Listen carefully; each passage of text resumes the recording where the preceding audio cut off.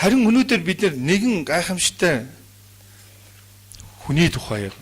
Энэ бол 100% хүний биеэр оршиж байсан Бурхны хүү байна. Бурхны хүү. Бүгдээрээ Еврей номын 4-р бүлгийн 14-өөс 16-ыг харвал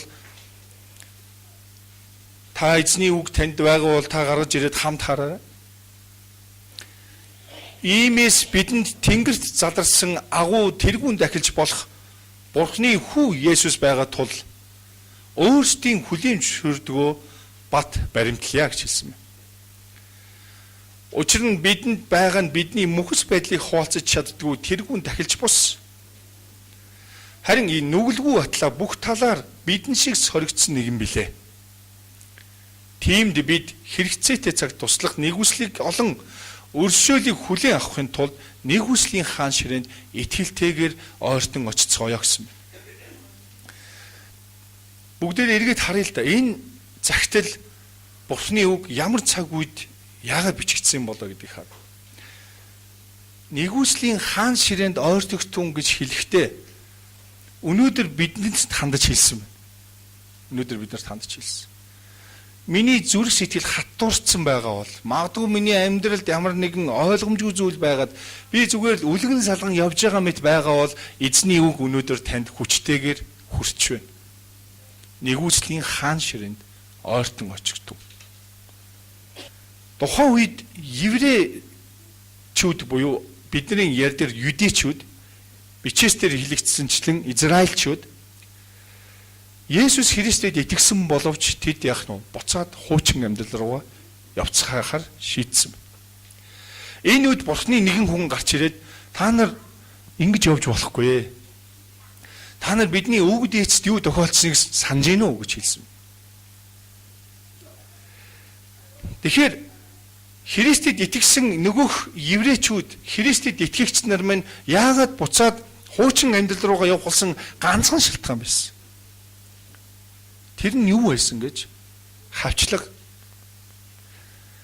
Харин энэ номыг бичсэн хүн юу гэж хэлсэн бэ гэхээр Христэд итгэгч нараа та нарт өвөг дээдсэд минь болсон нэг зүйлийг ярьж өгье. Тэр нь юу вэ гэхээр тэд Египтийн боолчлолоос боочлогдож байсан боолчлолоосоо Мосе гэгч хүнээр хөтлүүлээд гарсан юм аа. Тэгээ тэр хүмүүс гараад хэсэг хугацааны дараа юу болсон бэ гэхээр буцаад Египтийнхаа боолчлыг санаад тийшээгээ явъя гэсэн байна. Энэ ингэж хэлсэн бүх хүмүүс Канаан нутаг буюу амралтын тэр газар руу орж чадаагүй маа гэж хэлсэн байна. Канаан нутаг амралтын газар руу орж чадаагүй. Түүнтэй адилхан өнөөдөр та нар энэ Христ итгэлийн амьдралаас буцаад хуучин амьдрал руу очих юм бол та нар ч мөн түүний амралтын газарт очиж чадахгүй гэдгийг сануулж байгаа.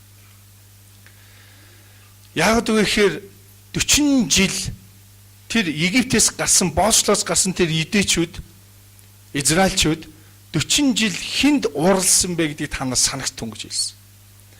Тэд Мосед ууралсан, Бурханд ууралсан. 40 жил тэд нэр үнэхээр Бурханд ууралсан тэдгээр хүмүүс бүгдээрээ яасан бэ гэхээр бүгд үгсэн. Амралтын газар орж чадаагүй гэдгийг хэлсэн байна. Тэгээ энэ бүх түүхийг ярьж өгөөд одоо Христ итгэж хүмүүсийг эргүүлээд сайн үнэхээр та нар зөв зам дээр байгаа гэдгийг нь ятгахж байгаа нэгэн хүн Бурхны хүн энэ цаг үед гарч ирсэн байна. Өнөөдөр сүм бидэнд хэлж байгаа. Ямар нэгэн хавшлаг дарамтаас болж өөрийн хамгийн үн цэнтэй болох итгэл үнэмшлийг тэдгээр ертөнцийн зүйлсээр солих гэж байгаа нэгэн байгаа бол өнөөдрийн үг хүрж байгаа гэсэн үг амин. Тухайн үеийн манай эртний өмнөх 60-аад оны дундуур болж байсан тэр Христэд итгэгчнэр үнэхээр их хавчлагад өртсөн учраас итгэлээсээ буцна дээр юм байна. Зүгээр өөрөө амьдраа гэсэн бодол нь яг нөө тэднийг эзэмтсэн. Тэгвэл өнөөдөр таныг Есүс Христэд итгэгч мөн яг үнний замаар замнагч тэр замыг үнэхээр түүн дотор хайж болоод амь руу тэмүүлэх тэр амьдралаар амьдрах үед юу саад болдгоо гэвэл альва хавчлагуу тань саад болж. Би Есүс Христэд итгэх юм бол ийм юм хийж болохгүй, тийм юм хийж болохгүй гэдэг үг их сонсох юм аа. Тийм болохоор надад хэцүү санагдаж байна. Тийм болохоор би ийм замаар явах нь зөв ч юм уу буруу ч юм уу. Одоо би залуу юм чинь сайхан өөрөөрөө амьдрмаар байна гэд итгэлээ өргөж байгаа хүмүүс байгаа болов? 100 сая-саяараач байж магадгүй. Яагаад гэвэл тэр өөрт нь хавчлаг болж байгаа тэдгээр зүйлс нь хэцүү байсан. Хамт олон хүлээж авахгүй. Өөр найз нөхдөдөө нийлээ явахаар яг нөгөө өөрийнх нь сурсан зүйлийнх нь эсрэг зүйл хийгээд байдаг.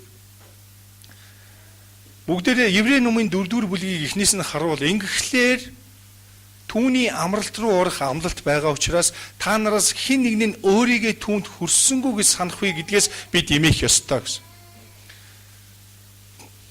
Учир нь сайн мэдээ бидэнд тунхаглагдсны адил тэдэнд ч бас тунхаглагдсан юм. Сайн мэдээ бидэнд гэдэг нь нөгөө Христэд итгэж юудэчүүд тэдэнд гэдэг нь Мөсегийн дагуулж явсан Египтийн боолчлоос гарсан тэр хүмүүс ч байсан. Гэтэл тэдний сонссон үг тэдэнд тус болсонгүй. Яагад гэвэл тэр үг сонсогчдын дотор итгэлээр холбогдоогүй ажээ гэсэн.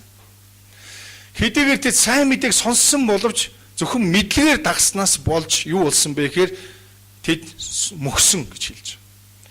Харин сайн мэдээ нь юугаар холбогдох ёстой байсан бэхээр тэр хэлэгдсэн үгэнд итгэх итгэлээр холбогдох ёстой байсан маа гэдгийг энэ дахин дурдж. Та Бурхны айлчигдсан үгэнд итгэдэг үү? Бид итгэдэг. Итгэдэг учраас энэ сууж байгаа.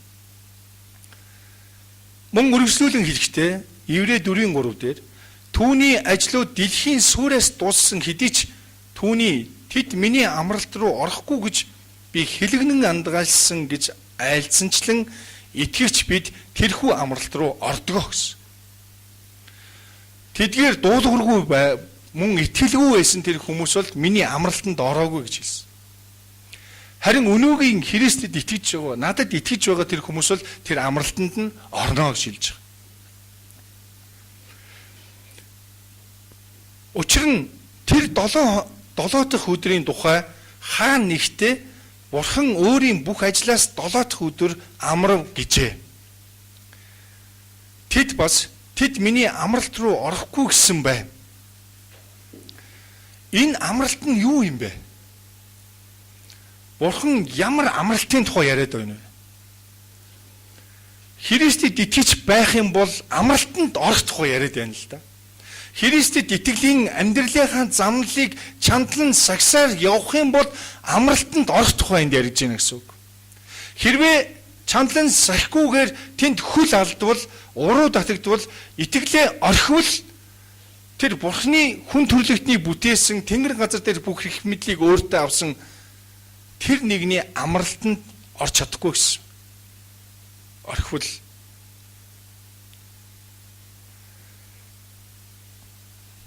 тэгвэл энд хэлэгдэж байгаа амралт гэдэг нь юу юм бэ? Хаана амрах тухай яриад байна? Бурхан өөрийнхөө ажлыг 6 өдөр хийж дуусгаад 7 дахь өдөр нь амарсан тухайга энд бас айлдсан байна гэж хэлж. Тэгвэл 6 өдөр ажил хийсэн Бурхан хаана амарч байгаа юм бол өнөөдөр? Хаана амарч байгаа вэ? Хүмүүс үхэл ам хоёрын яг тэр дунд ирэх үед их юм ойлгодог. Өвдөж үзээгүй хүн өвдсөн хүний зовлон ойлгохгүй. Яг түүнтэй адилхан. Бурхан 6 өдөр бүтээлийг төрвөөд, бүтээлийг зохиогоод, бүгдийг хийгээд өөрийнхөө үгээр бүтээгээд 7 дахь өдөр хаана амарсан байж таарах вэ? Өнөөдөр тэр агуу Бурхан хаана байдаг вэ? Хаана байдаг вэ?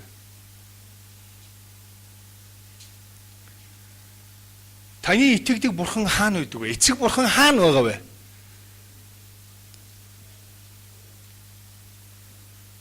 Синтез залрагч тийм үү? Синтез залрагч байна.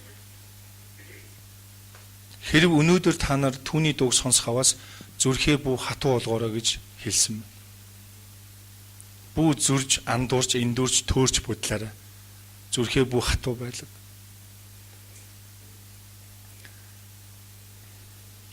Ягаад гэвэл Дуулал номын 115:3-ыг харах юм бол Тэнгэрт буй Бурхан өөрийн хүссэн бүхнийг хийдгээ гэж айлцсан байна. Халелуя. Бурхан магтагдах болтугай.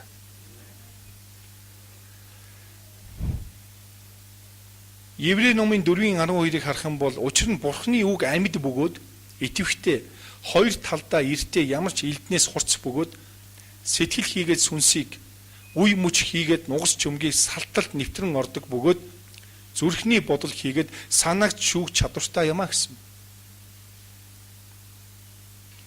Тэгвэл энэ хэсэг нь яагаад амралтын өдрийн тухай ярьж байсан чинь энэ хэсгийг биччих вэ?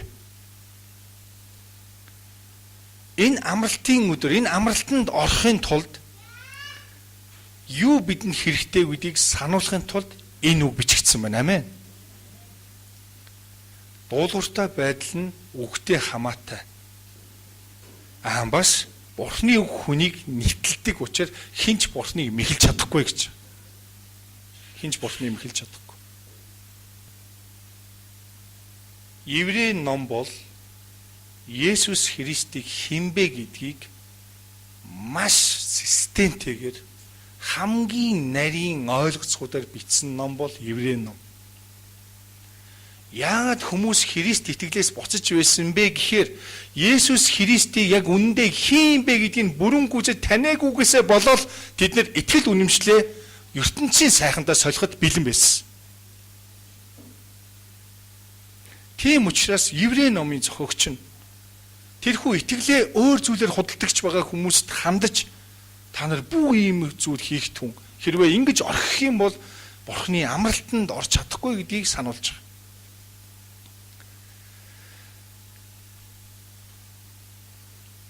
Еврей номын 5:1-ийг харах юм бол 5:5-ыг харах бол мөнхийн дахилж гэж хэлсэн байна. Мөн Еврей номын 10:20-25-ыг бүгдээрээ хамтдаа харъя энэ хэсгийг. Үнэхээр хамт уншиж чихэнд тань дуулгамаар 10:20-25.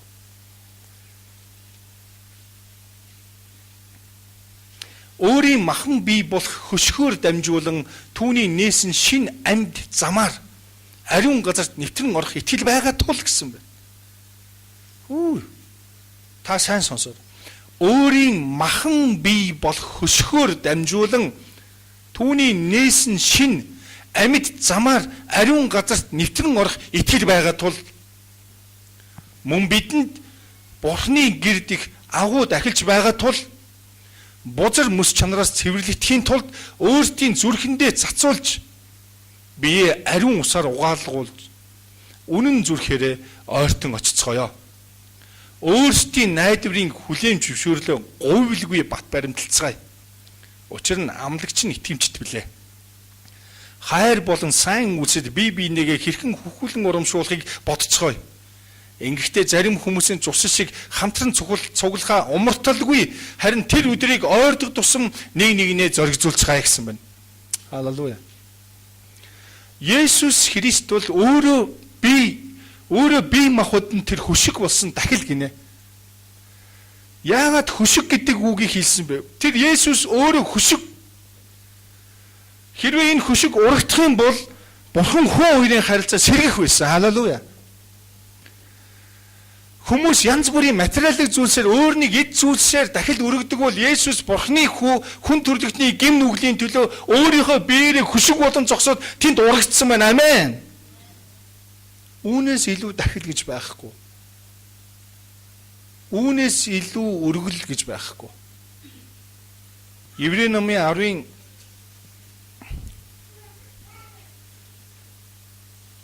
5-ыг харвал тиймээс тэр ертөнцид ирэхдээ та өргөл ба дахлыг хүсээгүй. Харин та надад бие бэлдсэн. Нүглийн төлөөх бүх шатаалт дахил ба өргөлийг та таалаагүй. Тэгэд би үзэгтэн Бурхан минь таны хүслийг үйлдэхээр би ирлээ. Миний тухай хууль мөн бичигдсэн гэж хэлсэн. Есүс өөрийгөө хэлж байгаа. Тэгэхээр ах トゥ нараа таны сонсож байгаа энэ мэдээ бол энэ ертөнцид байхгүй нэгний тухай өгүүлж байгаа тийм мэдээ байна.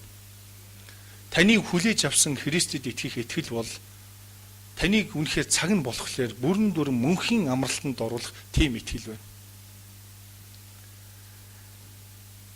Хэдийгээр хүү Есүс Христ Бурхан эцгийн баруун гарын хүндэт суудад заларч байгаа ч гэсэн тэр газарт нөлөөтэй хിവэрэ гэдгийг та эзэж бүү март. Газарт нөлөөтэй. Тэгэхээр танаас нэг зүйлийг асууя. Та Христ итгэлийг өөрийнхөө зүрхэндээ нандинахыг хүсэж байна уу? Та гараа өргөдөө харъя. Бурхан ч гэсэн харахыг хүсэж байгаа. За баярлалаа. Сайн нэг зарим нэг хүн ингэж инэн хүндээ ингэ. Хараахан бо энэ хавьд явж байгаа шүү гэж байгаа бол. Тэгээ явандаа ингэж ийм болох байхаа. Ягаад гэвэл эзэн тантай хамт байгаа. Та ганцаараа хийхгүй. Эзэн тантай үеийн төгсгөл хүртэл хамт байна гэсэн итгэмжит нэг. Тэр өөрөө хэлсэн би өршөөнгүй итгэмжит эзэн гэсэн байна. За бүгдээрээ гол ишлэл рүүгээ очие. Ингэж хэлсэн. Еврей номын 4-р бүлгийнхаа яг энэ хэсгээр тиймд бид хэрэгцээтэй цагт туслах нэгүслийг олно гэж. Ямар цаг туслана гинэ үү? Танд хэрэгцээтэй цаг гарч ирдэг үү? Тусламж гуйх хэрэгцээ.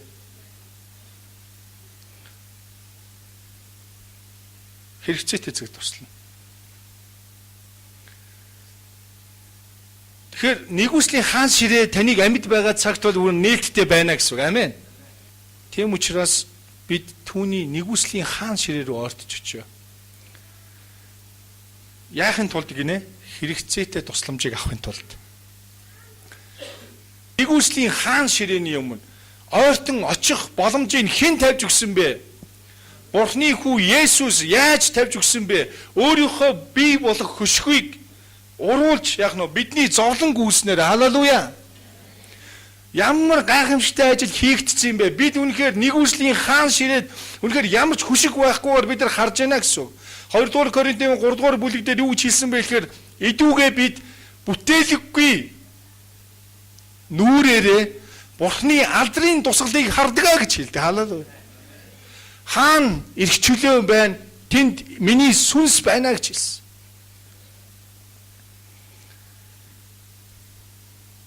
Хэрэгцээтэй цагт гэж хэлснээрээ Бурхан би чамд нээлттэй байна гэдгийг сануулж байна. Танд ямар хэрэгцээ байна өнөөдөр? Та энэ үгийг бариад очоорой. Зүгээр залбир гэсэнгээ залбир битгий тэг залбир хуурам залбирал хий. Зүгээр эзний үг Еврей номын та 4-р бүлэг дээр та 4:16 дээр айлдах та хэрэгцээтэй цагт нэгүслийн хаан ширээнд үнэхээр ойртон оч гисэн шүү дээ. Би энэ үгийг бариад таны өмнө ирж байна. Надад ийм хэрэгцээ байна гэж болох уу? Халелуя. Та ийхүү амьдаар Бурханд итэг. Бүх хийсвэр итэг. Зүгээр л бодлоороо залбир гэсэн юм чи залбирий. Биш. Таны үг ингэж айлдсан учраас энэ үгэнд би итгэж танд руу хандаж байна. Халелуя. Та хэл эзэн минь би яг ийм зүйлэнд соригдож байна. Яагаад гэвэл та бүх зүйлээр соригдож байсан учраас та намайг ойлгоно. Би танд үнэхээр энэ бүгдийг нээлттэй хэлж байна. Надад туслаач. Би хэрэгцээтэй үнэхээр нэгүслийг олохын тулд, өршөөлийг авахын тулд таны өмнө өнөөдөр ирлээ гэж хэлнэ гэсэн үг. Амен. Энэ бодит харилцаа болох болно. Тийм учраас эзний үгийг, Бурхны үгийг уншаарай. Өдөрт 15 бүлэг ойлгосон ойлгоогүй хамаагүй уншсаар л бай. Нэг л өдөр үгийн амтыг ойлгох болно гэж хэлсэн. Хүний зүрх сэтгэл хоосрох юм бол ертөнцийн элдв бусын юм руу алхаж гисгэж эхэлнэ гэсэн. Харин тэр хоосрсон зүрх сэтгэлийг Бурхны үгээр л дүүрэхээс өөр аргагүй. Тэгвэл та зөв зүйлийг харж эхэлнэ.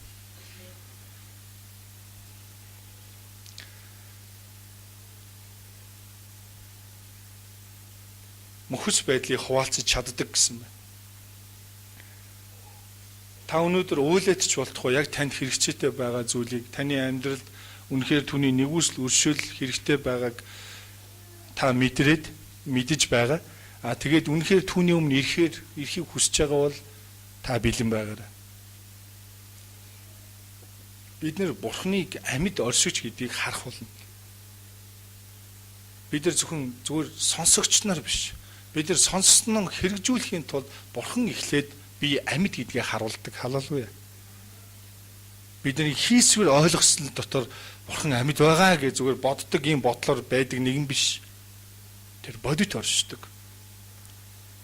Тэрээр махан биеийнхэн өдрүүдэд өөрийг нь үхлээс аварч чадах нэгэн гэсэн байна. Бид нар ч мөн адилхан яг энэ бие махбодоор амьдарч байх үедээ өөрийг нь үхлээс аварч чадах нэгэнд яах вэ? Хашгирна гэсэн байна. Чанга хашгиран нулимсаараа залбирал болоод гуйлтуудаа өргөсөн юм а гэсэн байна. Амен.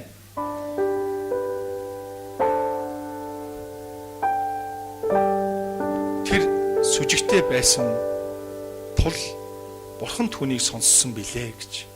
Халелуя.